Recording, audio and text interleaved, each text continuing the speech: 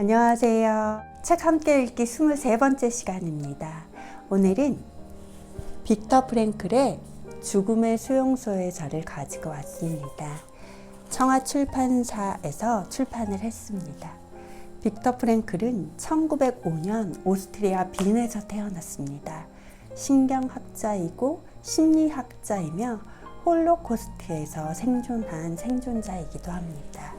그는 로고테라피의 창시자로 1997년 사망합니다. 빅터 프랭클은 나치에 의해 아우슈비츠의 강제 수용소에서 겪은 체험을 우리에게 생생하게 전달하고 있습니다. 그 극한 상황 속에서도 사는 것의 의미를 찾을 수 있다고 우리에게 메시지를 던지고 있습니다. 수용소의 경험을 통해서 인간의 존엄성에 대해서 다시 생각하게 하고 주체성에 대한 얘기를 하는데, 인간은 선택함으로 주체적이 되고 주체성으로 얻어진 내적 자유는 인간을 존엄성을 간직하게 한다고 말하고 있습니다. 그럼 인상 깊게 읽었던 내용 중 집행유예 망상부터 함께 읽도록 하겠습니다. 정신의학에 보면 소위 집행유예 망상이라는 것이 있다. 사형 선고를 받은 죄수가 처형 직전에 집행유예를 받을지도 모른다는 망상을 갖는 것이다. 우리도 마찬가지였다. 신락 같은 희망에 매달려 마지막 순간이 그렇게 나쁘지는 않을 것이라고 믿었다. 불구레한 빵과 통통한 얼굴을 한 그들을 보는 순간 우리는 크게 용기를 얻었다. 그 사람들이 수감자 중에서 특별히 뽑힌 사람들이라는 것과 수년 동안 매일같이 이 역에 들어오는 사람들을 책임지는 접대반이라는 사실을 그때는 전혀 몰랐던 것이다. 그들은 새로 들어온 사람과 그들의 짐을 처리했다. 귀한 물건이나 몰래 가지고 들어온 보석도 압수했다. 전쟁 기간 중 마지막 몇 년 동안 아마도 아우슈비츠가 유럽에서 가장 희한한 곳이었을 것이다. 수용소의 대형 창고는 물론 나치 대원들의 수중에도 금은, 백금, 다이아몬드와 같은 값비싼 보석들이 흘러넘쳤을 것이 틀림없기 때문이다. 1,500명이나 되는 사람들이 기껏해야 200명 정도밖에 들어갈 수 없는 가축우리 같은 건물에 구겨 넣어졌다. 우리는 추위와 굶주림에 시달렸다. 바닥에 들어 눕기는커녕 쭈그려 앉아 있을 만한 자리조차 없었다. 나흘 동안 우리가 받은 양식이라고는 5온스짜리 빵 1개가 전부였다. 그런 상황에서 나는 이 건물을 책임지고 있는 고참 수감자가 백금과 다이아몬드로 된 넥타이 핀을 놓고 한 접대 반응과 흥정하는 소리를 들었다. 그들은 이렇게 해서 번 돈의 대부분을 슈넵스라는 술을 사는 데 썼다. 즐거운 저녁 한때를 위해 필요한 슈넵스를 사는데 몇천 마르크의 돈이 필요했는지 지금은 기억할 수 없다. 하지만 나는 그런 장기수들에게 슈넵스가 필요하다는 것을 이해할 수 있었다. 그런 상황에서 그들이 술로 자기 자신을 마취시키고 싶어하는 것에 대해 누가 비난을 하겠는가. 그런데 수용소 안에 있는 사람 중에는 나치 대원으로부터 거의 무제한으로 술을 공급받는 사람들도 있었다. 가스실이나 화장터에 배치된 사람들이었다. 그들은 언젠가는 자기들이 다른 사람들로 대치될 것이라는 사실을 잘 알고 있었다. 강요된 사형 집행인의 역할이 다른 사람에게 넘겨지고 대신 자기 자신이 그 희생자가 될 것이라는 사실을 알고 있었던 것이다. 하지만 나와 함께 수용소에 들어온 사람들은 거의 모두가 언젠가는 자기에게 집행유예가 내려질 것이며 만사가 잘 풀릴 것이라는 환상을 갖고 있었다. 우리는 곧 눈앞에 펼쳐질 장면 뒤에 어떤 의미가 숨어 있는지를 몰랐다. 우리는 짐을 모두 열차 안에 두고 내린 다음 두 줄, 한 줄은 남자, 한 줄은 여자로 서라는 명령을 받았다. 친위대 장교에게 검열을 받아야 했기 때문이다. 그런데 그때 나는 용감하게도 빵 봉지를 외투 속에 감추는 용기를 발휘했다. 내 줄에 있는 사람들이 한 명씩 장교 앞을 지나갔다. 만약 그 장교가 내 빵봉지를 발견하는 날에는 엄청난 위험에 처하게 될 것이다. 그렇게 되면 최소한 그가 주먹을 날려 나를 쓰러뜨리기라도 할 것이다. 경험을 통해서 나는 그것을 잘 알고 있었다. 장교가 가까워지자 나는 본능적으로 몸을 똑바로 세웠다. 빵 봉지가 있다는 것을 알아차리지 못하도록 하기 위해서였다. 수용소의 단면을 이 글을 통해서 볼 수 있는데, 삶과 죽음의 갈림길이라는 이 글에서는 손가락으로 오른쪽과 왼쪽, 삶과 죽음, 일할 수 있는 신체로 판단되면 오른쪽, 그리고 이 사람은 그 가스실로 보내져야 되는 거, 왼쪽으로 이렇게 갈림길로 선택이 됩니다. 거의 90%가 가스실로 보내졌다고 이 책에서는 말하고 있고, 그리고 절망이 오히려 자살을 보류하게 만든다나 죽음의 선발을 두려워하지 말라, 또 죽음과 수프, 무감각, 뭐 이런 내용들로 이 글들이 쓰여지고 있습니다. 제가 또 인상 깊게 읽은 그 글 중에서 인간의 정신적 자유 부분입니다. 그 부분을 함께 읽겠습니다. 강제 수용소 수감자들이 지니고 있던 전형적인 심리적 특징에 관한 문제를 정신의학적인 측면에서 소개하고 정신병리학적으로 설명하는 과정을 거치면서 독자들은 인간은 철저하게 그리고 필연적으로 주변 환경의 영향을 받는 존재라는 생각을 하게 되었을 것이다. 하지만 인간의 자유는 어떤가? 어떤 주어진 환경에 대한 사람들의 행동과 반응에 아무런 정신적 자유도 없단 말인가? 우리가 믿고 있는 이론, 즉 인간은 여러 조건과 환경적인 요인, 생물적, 심리적, 사회적 성격으로 이루어진 이 만들어낸 하나의 피조물에 지나지 않는다는 것이 정말로 사실일까? 인간은 이런 여러 요소들에 의해 우연히 만들어진 존재에 지나지 않는 것일까? 무엇보다 중요한 것은 강제 수용소라는 특별한 상황에서 수감자들이 보인 반응이 인간은 주변 환경의 영향을 피할 수 없다는 이론을 입증해 줄 수 있는가 하는 것이다. 그런 환경에 직면한 인간에게는 자기 행동을 선택할 수 있는 자유가 없단 말인가? 이론은 물론 내가 직접 체험한 것을 통해서도 나는 이 질문에 대한 해답을 내릴 수 있다. 수용소에서의 체험을 통해 나는 수용소에서도 사람이 자기 행동의 선택권을 가질 수 있다는 것을 알 수 있었다. 이것을 입증해주는 이런 이야기는 종종 영웅적인 성격을 띠게 되는데, 즉 무감각 증세를 극복하고 불안감을 제압한 경우는 얼마든지 많이 있다. 가혹한 정신적, 육체적 스트레스를 받는 그런 환경에서도 인간은 정신적 독립과 영적인 자유의 자치를 간직할 수 있다는 것이다. 강제 수용소에 있었던 우리들은 수용소에도 막사를 지나가면서 마지막 남은 빵을 나눠주었던 사람이 있었다는 것을 기억하고 있다. 물론 그런 사람이 아주 극소수였는지도 모른다. 하지만 이것만 가지고도 다음과 같은 진리가 옳다는 것을 입증하기에 충분하다. 그 진리란 인간에게 모든 것을 빼앗아 갈 수 있어도 단 한 가지, 마지막 남은 인간의 자유.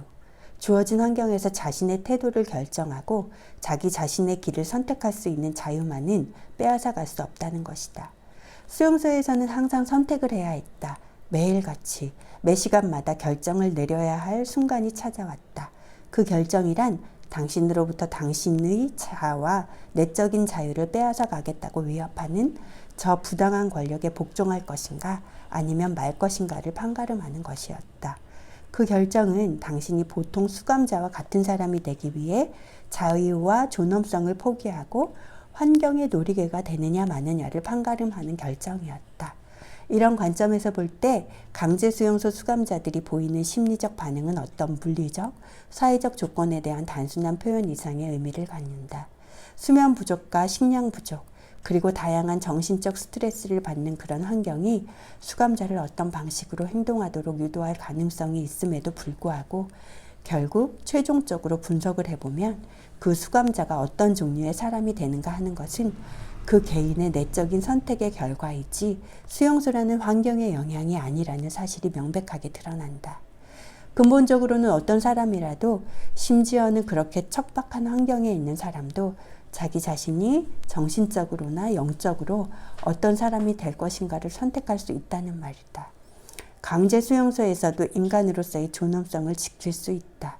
도스토옙스키가 이런 말을 한 적이 있다. 내가 세상에서 한 가지 두려워하는 것이 있다면 그것은 내 고통이 가치 없는 것이 되는 것이다. 수용소에는 남을 위해 희생한 사람들이 있었는데 그들과 친해진 후 나는 도스토옙스키의 이 말을 자주 머릿속에 떠올렸다. 수용소에서 그들이 했던 행동, 그들이 겪었던 시련과 죽음은 하나의 사실, 즉 마지막 남은 내면의 자유는 결코 빼앗을 수 없다는 사실을 증언해주고 있다. 그들의 시련은 가치 있는 것이었고 그들이 고통을 참고 견뎌낸 것은 순수한 내적 성취의 결과라고 할 수 있다. 삶을 의미 있고 목적이 있는 것으로 만드는 것, 이것이 바로 빼앗기지 않는 영혼의 자유이다. 실제로 수용소에 도착한 유대인들이 그 온몸의 털을 다 깎인 채로 번호로 불려졌었습니다. 번호로 불려진 수감자들은 정말로 고된 노동, 채찍질, 그리고 이와 벼룩, 동상, 이런 신발마저도 자신의 것을 못 신어서 적거나 크거나 그래서 묶어서 신기도 하고 이런 사투를 벌였고, 쓰레기 같은 음식, 그러니까 어디 출처를 알 수 없는 콩알, 빵, 고기 몇 점 이것으로 살아남았었습니다.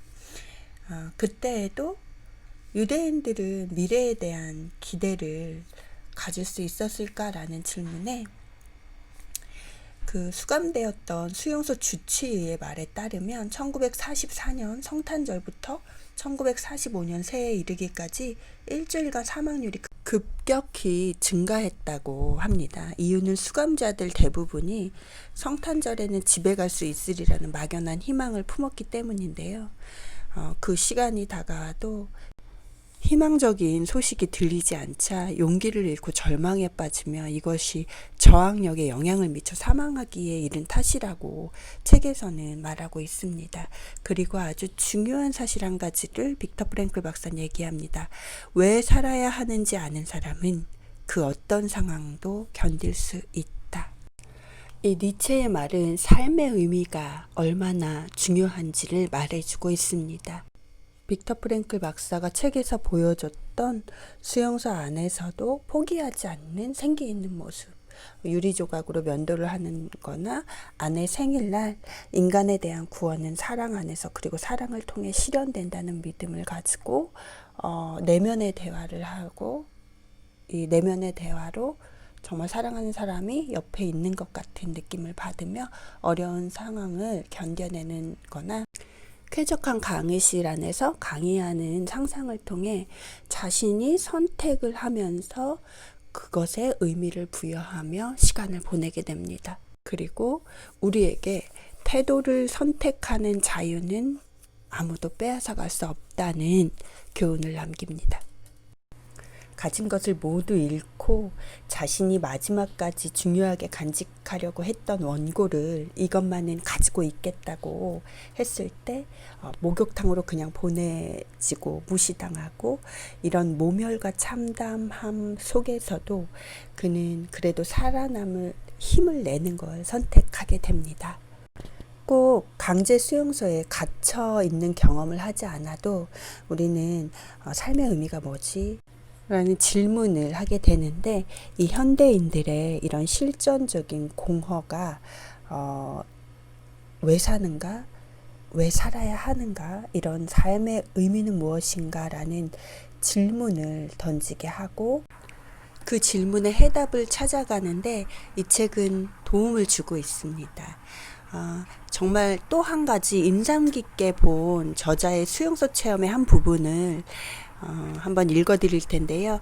그 실례로 포로 수용소나 강제 수용소와 같은 극한 상황에서 가끔씩 일어나는 일을 생각해보자.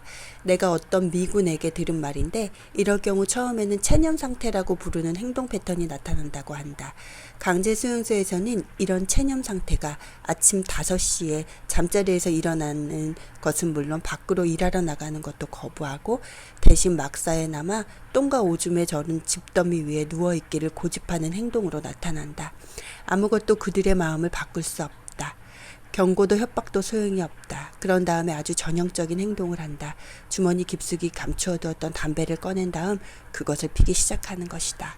바로 그 순간에 우리는 그가 앞으로 48시간 안에 죽을 것이라는 사실을 예감한다. 의미를 찾으려는 의지가 없어지고 순간적인 쾌락의 추구가 뒤를 잇는 것이다. 빅터 프랭클이 전달하듯 의미가 사라지면 삶도 없습니다. 그리고 궁극적으로 그 의미를 찾아야 하는 건 바로 나라는 것. 이것들을 이 책은 전달하고 있습니다. 빅터 프랭클 박사의 로고테라피 이론에 따르면 삶의 의미를 3가지의 방법으로 찾을 수 있다고 합니다. 첫째, 무엇인가를 창조하거나 어떤 일을 함으로써. 둘째, 어떤 일을 경험하거나 어떤 사람을 만남으로써. 셋째, 피할 수 없는 시련에 대해 어떤 태도를 취하기로 결정함으로써. 이상 3가지입니다. 많은 시련, 고난 이런 것에도 불구하고 우리는 어떻게, 왜 살아야 하지? 라는 질문에 죽음의 수용소라는 책은 새로운 세상을 볼 수 있도록 우리를 안내합니다. 다시 한번 왜 살아야 하는지를 아는 사람은 그 어떤 상황도 견딜 수 있다고 말한 니체의 말을 다시 말씀드리면서 인생이란 궁극적으로 이런 질문에 대한 올바른 해답을 찾고 개개인 앞에 놓인 과제를 수행해 나가기 위한 책임을 떠안는 것을 의미한다라고 말한 빅터 프랭클 박사의 말에 공감합니다. 책 내용 중 행복에 대한 얘기로 마무리합니다. 행복은 얻으려 한다고 해서 얻어지는 게 아니라 어떤 일의 결과로 나타나는 것이다. 사람이 행복하려면 행복해야 할 이유가 있어야 한다. 그리고 일단 그 이유를 찾으면 인간은 저절로 행복해진다. 인간은 행복을 찾는 존재가 아니라 주어진 상황에 내재해 있는 잠재적인 의미를 실현시킴으로써 행복할 이유를 찾는 존재라고 할 수 있다. 저는 오늘 행복을 선택하기로 합니다. 여러분들의 오늘도 길가에 핀 예쁜 코스모스처럼 바람이 불면 바람 부는 대로, 또 꽃잎이 떨어지면 조금은 아쉽지만 떨어지는 대로 그 다음에 있을 새로운 세계를 기대하는 마음을 가질 수 있는 오늘이었으면 좋겠습니다. 책 함께 읽기 23번째 한신이었습니다. 좋은 날 되시기 바랍니다. 감사합니다.